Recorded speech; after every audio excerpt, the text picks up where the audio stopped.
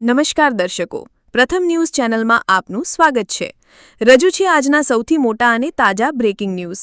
ચાલો શરૂ કરીએ આજના મુખ્ય સમાચારો સાથે। ગુજરાતમાં મેઘરાજાની તોફાની બેટિંગ ચાલુ છે।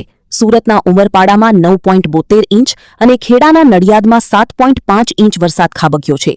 સુરતમાં કારખાના 2 દિવસ બંધ રાખવા અને અધિકારીઓની રજાઓ રદ કરવાનો આદેશ અપાયો છે।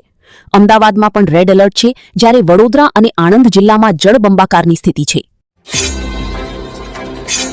અમદાવાદ સહિત રાજ્યભરમાં મેઘરાજાએ રૌદ્ર સ્વરૂપ ધારણ કર્યું છે। અમદાવાદના પૂર્વ પશ્ચિમ વિસ્તારોમાં ભારે પવન સાથે વરસાદ વરસ્યો।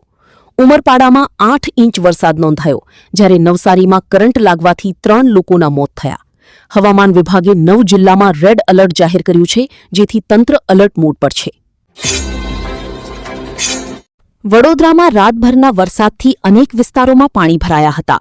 મકરપુરા મેઇન રોડ પર 2 ફૂટ પાણીમાં ફસાયેલી કારમાંથી દંપતીને ફાયર બ્રિગેડ અને સ્થાનિકોએ ટ્રેક્ટરની મદદથી બહાર કાઢ્યા। કારેલીબાગ પાસે વૃક્ષ ધરાશાયી થયું હતું, જેને ફાયર બ્રિગેડે હટાવ્યું। ચોખંડીમાં જર્જરિત મકાન પડતા બેરિકેડિંગ કરાયું। સદનસીબે કોઈ જાનહાનિ થઈ નથી। રાજ્યસભાના સાંસદ રાઘવ ચડ્ઢાએ જાહેર પરીક્ષા અનુચિત સાધનોની રોકથામ સંશોધન બિલને સમર્થન આપ્યું।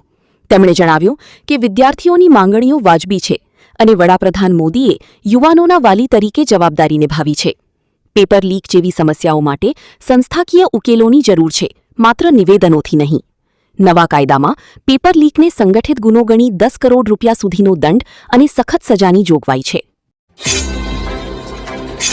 ચીનના પ્રમુખ શી જિનપિંગ સપ્ટેમ્બરમાં નવી દિલ્હીમાં યોજાનાર બ્રિક્સ શિખર સંમેલનમાં ભાગ લેવા ભારત આવી શકે છે। 2020ના ગલવાન વિવાદ બાદ આ તેમની પ્રથમ ભારત યાત્રા હશે। રશિયાના પ્રમુખ પુતિન પણ આ સંમેલનમાં જોડાશે। વડાપ્રધાન મોદી કિર્ગિસ્તાનમાં એસસીઓ શિખર સંમેલનમાં ચીન રશિયાના નેતાઓને મળશે। આ મુલાકાત ભારત ચીન સંબંધો માટે મહત્વપૂર્ણ ગણાશે। આ હતા આજના મુખ્ય બ્રેકિંગ ન્યૂઝ। વધુ સમાચારો અને અપડેટ્સ માટે જોતા રહો તમારા ન્યૂઝ ચેનલ। અમને સબસ્ક્રાઇબ કરવાનું ભૂલશો નહીં અને બેલ આઇકન દબાવો, જેથી તમને નવા વિડીયોની નોટિફિકેશન મળતી રહે। ફરી મળીશું નવા સમાચારો સાથે। શુભકામનાઓ।